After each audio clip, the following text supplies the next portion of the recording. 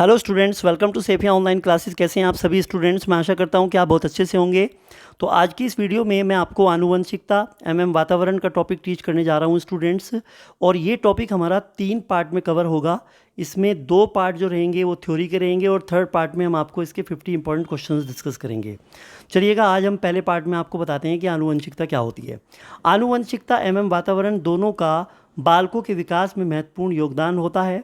आनुवंशिकता वंशानुक्रम हेरिडिटी पूर्वजों से प्राप्त वह लक्षण जिसमें संतानोत्पत्ति का निर्धारण होना हो, अपने समान जीव उत्पन्न करने की प्रक्रिया ही वंशानुक्रम है।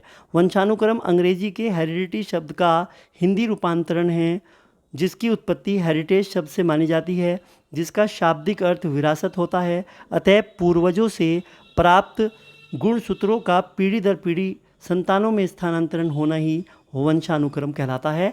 ये मोस्ट इंपॉर्टेंट डेफिनेशन है, इसको याद कर लें आप। वातावरण, इसके कारण बालकों का सामाजिक, सांस्कृतिक, सामवेगिक, धार्मिक तथा शैक्षणिक विकास होता है। अर्थात हम कह सकते हैं कि आनुवंशिकता एवं वातावरण दोनों का सकारात्मक एवं नकारात्मक प्रभाव बालकों में होने वाले विकास पर पड़ता है। ये दोनों एक दूसरे के पूरक होते हैं, मतलब कॉम्प्लीमेंट होते हैं। ठीक है, चलिएगा। मतलब ये है कि जो वातावरण होता है ना, उसमें बच्चों का सोशल, कल्चरल, इमोशनल, रिलीजियस और एजुकेशनल डेवलपमेंट होता है। ठीक है, और इसका जो इफ़ेक्ट पड़ता है बच्चे के ऊपर, वो नेगेटिव भी पड़ता है और पॉजिटिव भी पड़ता है। वो डिपेंड करेगा कि बच्चा किस तरह के इन्वायरमेंट में रहता है, क्योंकि बच्चे का जो माहौल है और उसमें तमाम तरह के जो फैक्टर्स हैं वो आते हैं। हम आगे जाकर डिस्कस करेंगे इस बारे में। चलिएगा, वंशानुक्रम की प्रमुख परिभाषाएं देखिए। वंशानुक्रम, आनुवंशिकता को वंशानुक्रम भी कहते हैं आप, ये सिनोनिम के होता है इसका, इसको भी ध्यान रखेंगे। डगलस हॉलैंड के अनुसार एक व्यक्ति से वंशानुक्रम में वे सब शारीरिक बनावट, शारीरिक विशेषताएं, क्रियाएं या क्षमताएं सम्मिलित रहती हैं जिनको वह अपने माता पिता, अन्य पूर्वजों या प्रजाति से प्राप्त करता है। ये इनका स्टेटमेंट है। वुडवर्थ के अनुसार वंशानुक्रम में वे सभी कारक शामिल हैं जो जीवन शुरू करते समय बालक में विद्यमान थे, अर्थात जन्म से लगभग 9 माह पहले। BN झा के अनुसार बालक बालिकाओं की जन्मजात शक्तियों का पूर्ण योग ही वंशानुक्रम कहलाता है और विशेषताओं का संतानों में स्थानांतरण होना वंशानुक्रम कहलाता है। ये BN झा का स्टेटमेंट है। जीन्स बर्ग के अनुसार माता पिता की जैविकीय विशेषताओं का संतानों में स्थानांतरण होना वंशानुक्रम कहलाता है। और रॉस साहब कहते हैं इसके बारे में, वातावरण वह बाहरी शक्ति है जो हमें प्रभावित करती है। और ये सीटेट में आपका पूछा हुआ है कि मानव व्यक्तित्व, यानी किसी भी मानव की जो पर्सनालिटी होती है वो वातावरण और वंशानुक्रम का गुणनफल होती है। ये स्टेटमेंट किसका है? वुडवर्थ का है। ठीक है। जेम्स ट्रेवर के अनुसार माता पिता की मानसिक एवं शारीरिक विशेषताओं का संतानों में स्थानांतरण होना ही वंशानुक्रम कहलाता है। और पीटरसन के अनुसार एक व्यक्ति अपने माता पिता द्वारा पूर्वजों के वंश से जो भी कुछ अर्जित करता है वंशानुक्रम के रूप में परिभाषित किया जा सकता है। और डगडेल के अनुसार चरित्रहीन माता पिता की जो संतान है वो चरित्रहीन ही पैदा होती है। ये कई बार पेपर में आपके पूछे जाते हैं स्टेटमेंट कि ये कथन किसने कहा था, तो आप इनको पढ़ लीजिएगा, आपकी पेपर में हेल्प हो जाएगी। चलिएगा, हम शुरू करते हैं। वंशानुक्रम के अनुसार हमारे जीवन की शुरुआत, हमारे जीवन की शुरुआत हमारे माता पिता से होती है। गुणसूत्र की खोज स्ट्रॉस बर्गर ने की थी।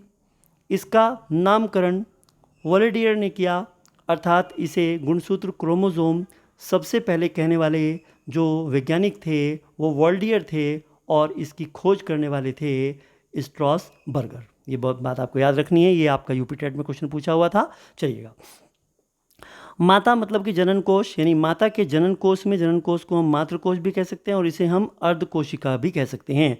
तो इसमें 23 गुणसूत्र पाए जाते हैं। और पिता के जनन कोश में पितृ कोश भी इसे कहते हैं, अर्धकोशिका भी कहते हैं, इसमें भी 23 गुणसूत्र पाए जाते हैं। तो माता पिता दोनों में कुल मिलाकर 46 गुणसूत्र पाए जाते हैं। और जब ये 46 गुणसूत्र आपस में संयोग करते हैं तो एक जाइगोट का निर्माण होता है। जाइगोट को हम पूर्ण कोशिका कहते हैं, उसे हिंदी में हम संयुक्त कोश के नाम से भी जानते हैं। यहीं से जीवन का प्रारंभ होता है। तो यानी मातृकोश, अर्धकोशिका माता और अर्धकोशिका पिता, अर्थात ये दोनों कोशिकाएं मिलकर जाइगोट का निर्माण करती हैं। तो इसे हम एक कोशिका भी कहते हैं। तो ये पेपर में आपका KVS में पूछा हुआ क्वेश्चन है कि मानव जीवन की शुरुआत होती है तो एक कोशिका से होती है। इसको याद रखिएगा आप, ठीक है। आगे चलिएगा। सर्वप्रथम गर्भाधारण के समय माता और पिता की ओर से 23 गुणसूत्रों वाली संरचना, जिसे जनन कोश अर्धकोशिका कहते हैं, संयोग करती हैं। माता की ओर से आने वाली इस अर्धकोशिका को मातृकोश और पिता की ओर से आने वाली इस अर्धकोशिका को पितृकोश कहते हैं, जो संयुक्त कोश का निर्माण करती है। यह संयुक्त कोश जाइगोट कहलाता है, जिसका आकार सुई की नोक के बराबर होता है। इस जाइगोट नामक एक कोशिका से मानव जीवन की शुरुआत होती है। चलिएगा स्टूडेंट, आगे देख लीजिएगा। शरीर एवं लिंग का निर्माण करने में वंश क्रम की भूमिका। तो देखिएगा स्टूडेंट, यहाँ पे बहुत ही इंपॉर्टेंट पॉइंट है ये। शरीर का निर्माण कितने गुणसूत्रों के द्वारा होता है, लिंग निर्धारण जो होता है वंश क्रम में, उसके लिए कौन कितने मतलब जो गुणसूत्र होते हैं वो रिस्पॉन्सिबल होते हैं, उसके बारे में बताते हैं। तो माता के 23 गुणसूत्र होते हैं और पिता के होते हैं 23 गुणसूत्र। अगर ये क्वेश्चन आ जाए कि भाई माता पिता में कितने गुणसूत्र पाए जाते हैं, तो 46, ये क्वेश्चन का आंसर हो गया। और 22 गुणसूत्र माता के और 22 गुणसूत्र होते हैं पिता के। तो ये 44 जो गुणसूत्र होते हैं, मतलब ये 46 में से 44 जो होते हैं, ये गुणसूत्र शारीरिक निर्माण में रिस्पॉन्सिबिलिटी निभाते हैं। मतलब कि ये शारीरिक निर्माण करते हैं और इसीलिए इन्हें काय सूत्र के नाम से भी जाना जाता है, ठीक है। और एक गुणसूत्र माता का और एक गुणसूत्र पिता का, ये जो 2 गुणसूत्र होते हैं ये लिंग का निर्माण करते हैं, मतलब मेल या फीमेल का, लड़का या लड़की, ठीक है। तो इसलिए आप ध्यान रखिएगा, टोटल 46 हैं। 46 में से 44 काय सूत्र हैं। तो पेपर में क्वेश्चन पूछा हुआ था कि निम्नलिखित में से शरीर का निर्माण करने में कितने गुणसूत्र की भूमिका होती है। तो वहाँ पे आंसर मिलेगा आपको 46, 44, 42, 48 कुछ भी मिलेगा। तो वहाँ पे 44 पे निशान लगाना है आपको, ठीक है ना। तो शारीरिक निर्माण के लिए 44 और लिंग निर्धारण के लिए केवल 2, ठीक है, एक माता का और एक पिता का, ठीक है। तो यहाँ पे 22 गुणसूत्र पिता के और 22 माता के, 44 मिलकर शरीर का निर्माण करते हैं, ठीक है। चलिए, गर्भाधारण के समय प्राप्त होने वाले 46 गुणसूत्रों में से 44 गुणसूत्र मिलकर हमारे शरीर का निर्माण करते हैं। इन्हें क्या, इन्हें काय गुणसूत्र यानी ऑटोजोम्स कहते हैं, जो माता पिता से 22 की संख्या में प्राप्त होते हैं। माता पिता की ओर से प्राप्त होने वाले एक गुणसूत्र के संयोग से होने वाले 2 गुणसूत्र मिलकर हमारे लिंग का निर्माण करते हैं। इन्हें लिंग गुणसूत्र कहते हैं। तो पेपर में अगर क्वेश्चन आ जाए कि लिंग गुणसूत्रों की संख्या कितनी होती है, 2 होती है, ठीक है, ये ध्यान रखिएगा आप। आगे देखिएगा। अब माता के अंदर पाए जाते हैं XX गुणसूत्र और पिता के अंदर पाए जाते हैं X और Y गुणसूत्र। और जो एक माता का X और एक पिता का X, ठीक है, इन दोनों के संयोग से बालिका का जन्म होता है। और एक X माता का और Y एक पिता का, तो XY के संयोग से बालक का जन्म होता है। ध्यान दीजिएगा यहाँ पर। अब जो X होते हैं ना, ये गुणसूत्र लंबे होते हैं और Y जो गुणसूत्र होते हैं ये बोने होते हैं, ठीक है। तो कई बार पेपर में पूछ लेते हैं कि निम्नलिखित में से लंबे गुणसूत्र कौन से होते हैं। तो XY या ऐसे आपको दे देगा नीचे, दोनों या 2 इनमें से कोई नहीं। तो वहाँ पे आपको X पे निशान लगाना है कि जो X होते हैं गुणसूत्र वो ही लंबे होते हैं, Y जो होते हैं वो बोने होते हैं, ठीक है। चलो, एक लंबे गुणसूत्र व एक बोने गुणसूत्र के संयोग से बालक का जन्म होता है, जबकि दोनों लंबे गुणसूत्रों के संयोग से बालिका का जन्म होता है, ठीक है ना। और माता में पाए जाने वाले दोनों लिंग गुणसूत्र XX होते हैं, जिनका आकार लंबा होता है, जबकि पिता में पाए जाने वाले लिंग गुणसूत्रों में से X लंबा गुणसूत्र तथा दूसरा Y जो होता है ये बोना होता है। और गर्भाधारण के समय यदि माता व पिता दोनों के XX, मतलब कि एक तो इसमें से X माता का और एक X इसमें से पिता का, तो X तो क्या है, चाहे वो माता का हो चाहे पिता का हो, तो ये तो लंबे ही होते हैं, अर्थात लंबे गुणसूत्र संयोग करते हैं, तो बालिका के रूप में, ठीक है। तथा यदि माता का X लंबा गुणसूत्र पिता के Y यानी बोने से संयोग करते हैं तो बालक के रूप में लिंग का निर्धारण होता है, ठीक है। चलिएगा नेक्स्ट देखिए यहाँ पे, विकास के वंशक्रम संबंधी सिद्धांत। प्रत्यागमन का सिद्धांत, प्रिंसिपल ऑफ रिग्रेशन। इस सिद्धांत का प्रतिपादन मेंडल ने किया। इसे मेंडलवाद के नाम से भी जाना जाता है। संतानों में माता पिता से विपरीत लक्षणों का प्रतीत होना ही प्रत्यागमन कहलाता है। जैसे गोरे माता पिता के काली संतानें होना और काले माता पिता के गोरी संतानें होना, ठीक है। तो कई बार पेपर में पूछ लेते हैं कि भाई एक माता पिता गोरे हैं और उनकी संतान जो है वो काली जन्मी गई है, तो ये किस सिद्धांत की तरफ इशारा करता है। तो आपको याद रखना है, अगर इस तरह की घटना होती है कि विपरीत आपको रिजल्ट मिल रहा है, ठीक है ना, यानी कि माता पिता लंबे हैं लेकिन उनकी संतानें बोनी हैं, तो इसका मतलब है ये प्रत्यागमन का सिद्धांत यहाँ पर काम करेगा। ठीक है, तो प्रत्यागमन का सिद्धांत जो है इसके अंतर्गत ये इस तरह की घटना होती हैं कि जो माता पिता होते हैं उनके विपरीत उनकी संतानें पैदा होती हैं। ठीक है, चलिएगा। तो मेंडल ने अपने सिद्धांत का प्रतिपादन करने हेतु 2 प्रयोग किए, एक तो छोटी मटर व बड़ी मटर और एक काले चूहे व सफ़ेद चूहे पर। तो यहाँ पे देख लेते हैं इनका प्रयोग। तो मेंडल के अनुसार माता पिता में उपस्थित गुणसूत्र 50% यानी कि 50% यानी 1/2 मतलब 50% रूप में संतानों में स्थानांतरित होते रहते हैं तथा यह प्रक्रिया निरंतर चलती रहती है, कभी समाप्त नहीं होती। तो मेंडल ने इस सिद्धांत के अंतर्गत माता पिता में 2 प्रकार के सूत्र बताए। उन्होंने एक तो बताया है जागृत सूत्र और एक बताया है सुप्त सूत्र। तो ये दोनों को एक बार देख लेते हैं।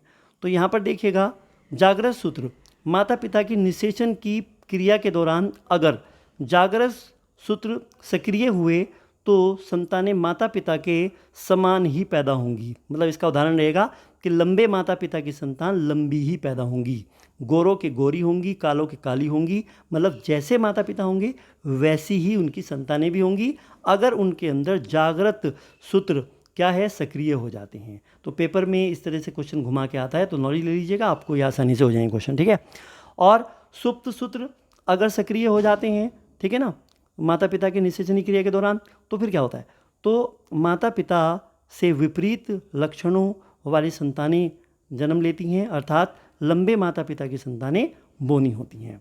तो मेंडल के अनुसार प्रथम पीढ़ी के लक्षण द्वितीय पीढ़ी में प्रकट न होकर तृतीय पीढ़ी में प्रकट होते हैं, जिसका आनुवंशिक अनुपात 3:1 होता है। ठीक है, चलिएगा। अब हम यहाँ पे इसको डायग्राम को समझ लेते हैं। ये मौलिक गुणों का सिद्धांत ग्रेगर जॉन मेंडल का जन्म सन 1822 में ऑस्ट्रिया में हुआ था। ये पादरी व वैज्ञानिक थे तथा इन्हें आनुवंशिकी का जनक भी माना जाता है। इन्होंने क्या किया था कि लंबे मटर और बौने मटर लिए, तो इन्होंने लंबे और बौने मटर लेकर उनको बो दिया। तो फिर इन्हें जो वहाँ पे रिजल्ट प्राप्त हुआ, तो वहाँ पे रिजल्ट प्राप्त ये हुआ कि वो औसत लंबाई वाले मटर प्राप्त हुए। फिर इन्होंने क्या किया कि औसत लंबाई वाले मटर को क्या किया, फिर से बो दिया। तो फिर इनके सामने जो नतीजे आए वो ये आए कि 25% तो उसमें से लंबे थे, 50% औसत थे, और औसत को हम हिंदी में संकर भी कहते हैं। कई बार बच्चों में कन्फ्यूजन रहता है कि वो इसे संकर को बोने मान लेते हैं। ठीक है, तो ये एवरेज होते हैं, ठीक है, ये ड्वार्फ होते हैं, ठीक है, ये लॉन्ग होते हैं, ध्यान दीजिएगा आप यहाँ पे। तो ये 25% लंबे और 50% औसत, ये संकर बात एक ही है, और ये 25% बोने होंगे हुए। इन्होंने फिर क्या किया, इन्होंने फिर यहाँ पे इन औसत 50% जो औसत थे, औसत को फिर से बोया। तो फिर क्या हुआ कि इस बार यहाँ पे 50% लंबे और 50% बोने ही इन्हें प्राप्त हुए, इन्हें यहाँ पे औसत प्राप्त ही नहीं हो पाए। चलिए इसको एक बार समझ लेते हैं।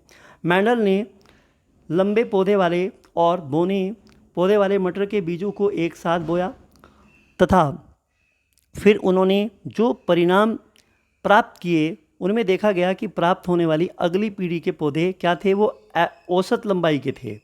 और फिर इन बीजों को दोबारा से बोया गया, तब पैदा होने वाली अगली पीढ़ी के पौधों में 50% एवरेज थे, संकर मतलब एवरेज थे, मतलब औसत थे, और 25% लंबे और बोने उग गए थे। और जब 50% बचे संकर बीजों को, मतलब औसत बीजों को तीसरी बार बोया गया, तो आधे लंबे और आधे बोने उग गए, एक भी संकर नहीं उगा, मतलब एक भी उनमें से एवरेज नहीं था। तो इस प्रयोग के आधार पर मेंडल ने सिद्ध किया कि प्राणी में तीसरी पीढ़ी आते आते उनके जन्मजात मौलिक गुण वापस प्रकट हो जाते हैं, नानी के गुण नाती में और दादा के गुण पोते में आ जाते हैं। ठीक है, चलिएगा अब आगे देखिएगा स्टूडेंट, समान प्रतिमान मॉडल का सिद्धांत। इस सिद्धांत का प्रतिपादन सोरेनसन ने किया था। इनके अनुसार सभी प्राणियों में माता पिता के समान ही आकृति, प्रतिरूप, स्वरूप वाली संतानें पैदा होती हैं। दूसरे शब्दों में हम कह सकते हैं कि जैसे माता पिता होते हैं वे अपने जैसी ही संतानों को जन्म देते हैं, अर्थात सभी प्राणियों में अपने प्रतिमान का मतलब है यहाँ पे पैटर्न, मतलब वो अपना पैटर्न फॉलो करते हैं। जो एनिमल होते हैं वो अपना पैटर्न फॉलो करते हैं, जो बर्ड्स होती हैं वो बर्ड्स का पैटर्न फॉलो करते हैं, और जो ह्यूमन बींग्स होते हैं वो ह्यूमन बींग्स का ही पैटर्न फॉलो करते हैं। ठीक है, तो ध्यान रखिएगा, इसका मतलब कि प्रतिमान के अनुसार ही संतानें जन्म लेती हैं, जैसे पक्षियों के पक्षी, पशुओं के पशु और मछली के मछली ही पैदा होती है। ठीक है, तो ये किसके अंतर्गत आएगा? समान प्रतिमान के। ठीक है, तो बीज कोशों का सिद्धांत, ये भी इंपॉर्टेंट है, देख लीजिएगा। इसका अन्य नाम होता है जनन द्रव्य और अमरता का या निरंतरता का सिद्धांत भी इसे कहते हैं, और बीजमैन का सिद्धांत भी इसे कहा जाता है, और बीज कोशों का सिद्धांत भी कहा जाता है। तो कई बार उपनाम होते हैं, याद रख लीजिएगा। तो बीजमैन ने अपना प्रयोग चूहों पर किया। बीजमैन ने कुछ चूहे पाले और फिर कई पीढ़ियों तक पैदा होने वाले चूहों की पूंछ काटता गया। उसने क्या किया कि बहुत सारे चूहे लिए और उसने उन चूहों की क्या किया कि पूंछें काटता रहा। ठीक है, तो और फिर उसने ये परिणाम देखे कि कभी भी ऐसी संतानें पैदा नहीं हुई जो बिना पूंछ वाली हो।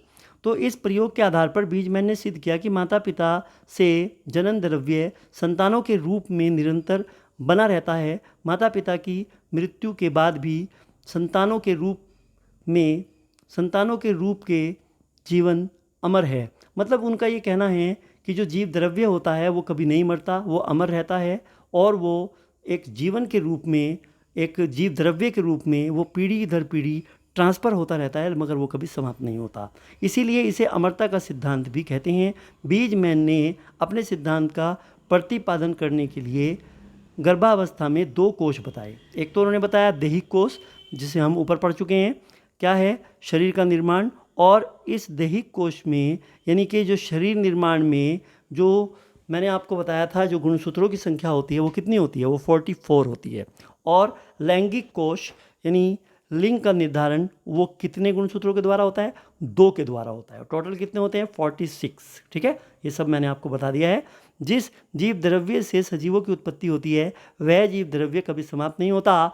बीजमैन के अनुसार ऐसा नहीं होता कि महिला नाक व कान में छेद करवाए तो उत्पन्न होने वाली संतानों के भी नाक व कान में छेद हों, ये संभव नहीं है। इसका मतलब ये है कि अगर कोई माता या पिता, या मान लीजिए पिता हैं कि उनका एक पैर किसी हादसे में कट गया ट्रेन में, मान लीजिए एग्जाम्पल के तौर पे मैं आपको बता रहा हूँ ये बात, ठीक है ना, क्योंकि इस तरह का एक क्वेश्चन एक एग्ज़ाम में पूछा हुआ था, ठीक है ना, तो इसी परिप्रेक्ष्य में आप समझ लीजिएगा। तो ऐसा नहीं होगा कि माता या पिता है, मान लीजिए उनका हाथ नहीं है, पैर नहीं है, तो उनकी जो संतानें होंगी वो, यानी कि उनके हाथ या पैर नहीं होगा इस तरह से, तो इसका मतलब उन्होंने कहा कि जो संतान होती है, जो उसकी उत्पत्ति होती है वो कंप्लीट होती है, मतलब उसका जो विकास होता है, डेवलपमेंट होता है, वो जो उसका वहाँ पे निर्माण होता है वो पूरा मतलब कि कंप्लीटली होता है, इनकम्प्लीट नहीं होता।